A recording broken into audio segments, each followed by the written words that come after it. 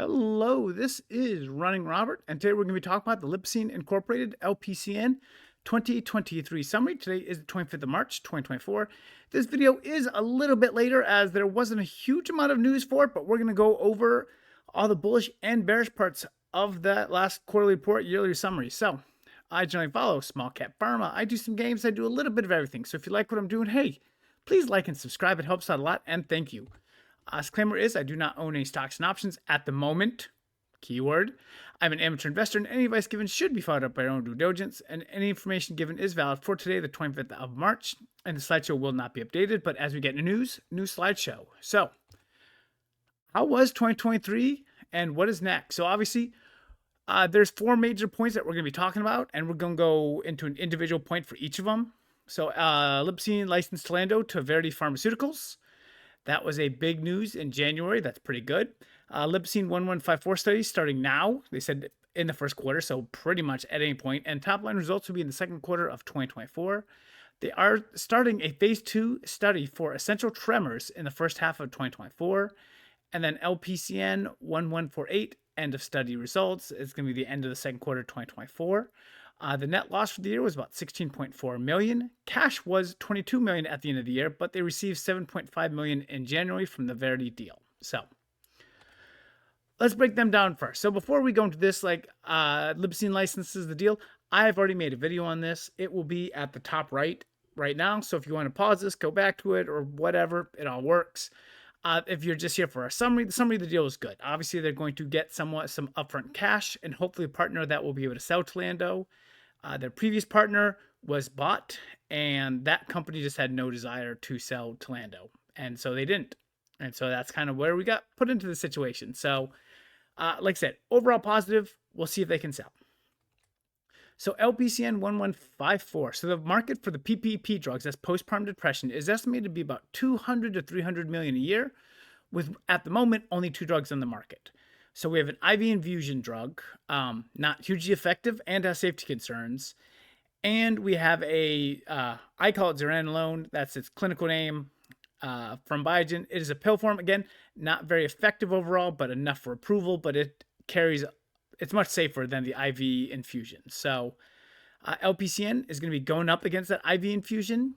And so if they can show a significant advantage, I think they should be able to take over the market for this drug. So that is one of the things that we are going to look at.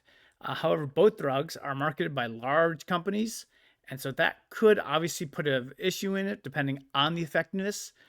Obviously, I think if it is very effective, it'll be very easy to sell. And that's maybe something they could sell themselves, or at least much more easily find a partner for it. So the phase 2 study for essential tremors. Essential tremors is a neurological disorder which its causes are not known. Treatment at the moment only masks the disorder, doesn't cure it. There's about more than 200,000 cases a year. So something that we didn't know about, they got something. But again, I'm unsure what the company's looking for, and it's not going to be a major driver until results. This really kind of just came out of left field. Obviously, there could be some positiveness in this with 200,000 a year and something that does not do anything for the disorder. But again, not going to be a major driver until results. And then LPCN 1148. So we're just waiting. That's really what we're doing. The company does have a desire to find a partner for it. However, the FDA did not let them go into a phase 2, phase 3 study as they wanted. They wanted to see a dose-dependent study first where they looked at all the doses so they could determine a dose for it. And that would require them going back to a phase 2 study. So, yeah. Since then, the drug has really been shelved while the company looks for a partner. The biggest problem with that is now any trials will take years to complete. So this is not something that is just completed overnight or in a quarter or even a year. So unfortunately, this is just not a major mover unless the program picks up or they find a partner. Again, the drug had great results in their phase 2. But again, the FDA just wanted to see more information. Okay, so definitely the company has seen some price movement this year due to the size of the market cap. It's 21 million, so there is going to be a lot of fluctuation in that. So we are going to get news in the second quarter for LPCN 1154, and that's probably going to shoot the stock up. So they only have to run a single trial for it.